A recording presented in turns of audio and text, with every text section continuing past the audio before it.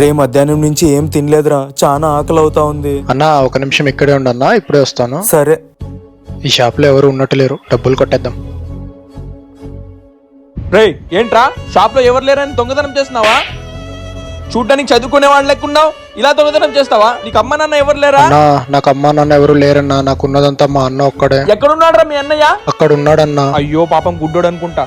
ఏంటన్నా మీకు చూస్తే కళ్ళు లేవు, చూడ్డానికి మంచి వాళ్ళ ఉన్నారు. మీ తమ్ముడు దొంగతనం చేస్తూ నా షాప్ లో రెడ్ హ్యాండెడ్ గా దొరికిపోయాడు. మీ తమ్ముడిని ఇలానా మీరు పెంచేది? అన్నా వాడి తరపున నేను క్షమాపణ చెప్తున్నానన్నా. సరే అన్నా, ఇక్కడ నుంచైనా మీ తమ్ముడికి బుద్ధి చెప్పండి. సరే అన్నా, క్షమించేయండి అన్నా.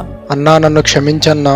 పర్లేదురా. రే నేను నీకు ఒక కథ చెప్తాను వినరా. నేను నీ వయసులో ఉన్నప్పుడు నేను ఒక జమీందార్ వాళ్ళ ఇంట్లో పనిచేసేవాడిని రా. వాళ్ళ ఇంట్లో వాళ్ళందరూ బయటికి వెళ్ళినప్పుడు వాళ్ళ ఇంట్లో నేను దొంగతనం చేశాను రా. డబ్బు బంగారం తీసుకుని రిక్షాలో పారిపోతుండగా యాక్సిడెంట్ అయిన 2 కళ్ళు పోయాయిరా. అందుకే మనం మంచి చేయకపోయినా పర్లేదురా, చెడు మాత్రం చేయకూడదు.